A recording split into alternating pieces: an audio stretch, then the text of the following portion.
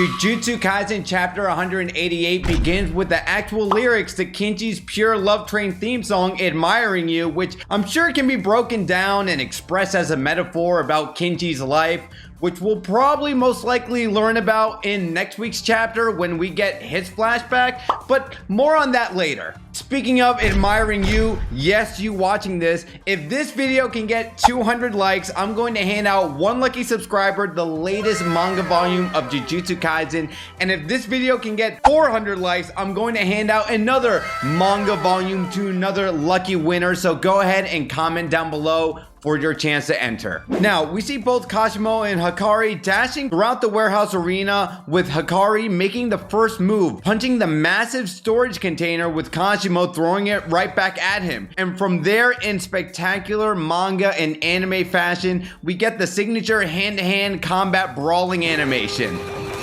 Kashimo rips a piece off of the storage unit and whacks Kinji in the face, where you see his entire face rip off, revealing his actual facial muscles, further exemplifying Kashimo's strength. Kashimo then thinks to himself how curse energy comes from the stomach, but reverse curse technique comes from the head. So no matter how powerful the reverse curse technique is, if he can land a single blow to his head, he can kill Hakiri. And this is the confidence that we got from last week's chapter, where he says, a sucker isn't going to wait till the time runs out. I'm going to defeat him right now. And this further adds to Kashimo's wisdom and strength and tenacity to get the job done. But unfortunately for Kashimo, and arguably the biggest flex that Kinji has given to us up until this moment, when Kashimo says, well, I'm going to pinpoint and redirect my lightning towards Kinji's head to make it explode like a watermelon, Kinji heals his brain while extruding Kashimo's electrical energy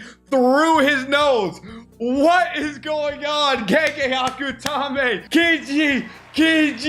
Where's the fanboys at? Kinji's jackpot is revealed to end in 8 seconds. He starts beating Kashimo, gaining the upper hand. But surprisingly, Kashimo has been storing his electrical charges in another place, his staff that he's carried with him from the beginning. And in a shocking moment, pun intended, he lands a direct hit on Hakiri, who is between himself and his staff, blasting away Hakiri's ribs, which unfortunately was the same time his immortality mode has ended. Now, Kashimo fans rejoice. Some of you may think this is checkmate, but is this really checkmate? Well, let's hypothetically assume for a second that Kashimo wins this battle against Kinji, and then in the following chapter, he seemingly defeats Panda. And because both of these people aren't going to rat out Yuji's location, then Kashimo is back on square one trying to find Sukuna. That's a very boring outcome.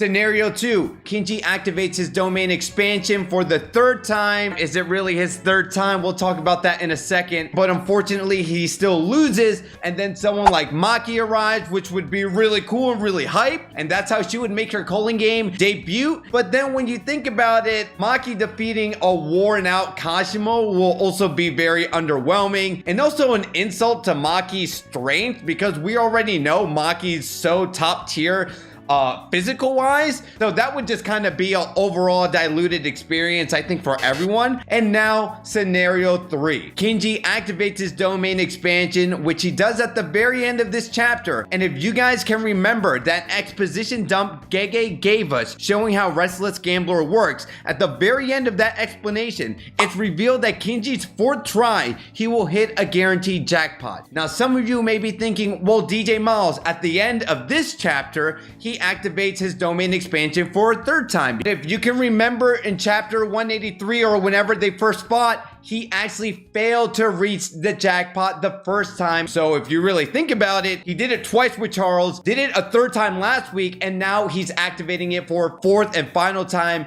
here. Even with his ribs being completely blown out of his body, we know how fast Kinji's domain expansion activates. And because it's a guaranteed jackpot, well, his immortality is going to activate yet again. And narratively speaking, you have to remember, Kashimo is the biggest threat that Gege has hyped up thus far. And Gege has also hyped up, arguably, I know Yuta fanboy, just calm down for a second, the strongest sorcerer, which is Kinji. And now that we got a Kashimo flashback, we are now going to get the flashback of Kinji, because we really don't necessarily know anything about him and his gambling life, etc. So here's the thing, I'm not going to rule out entirely that Kinji will come out on top, and he could very well lose, because I think that would subvert a lot of people's expectations, that would pimp out Kashimo even further.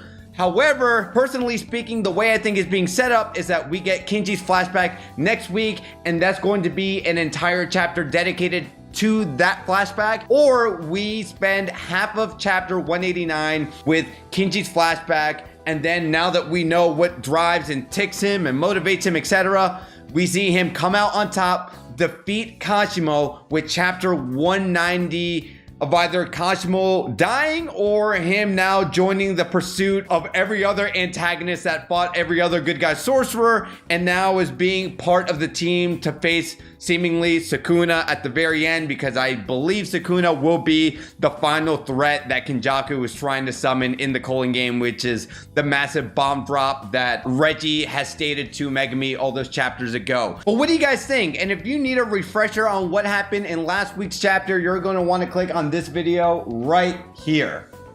Take care.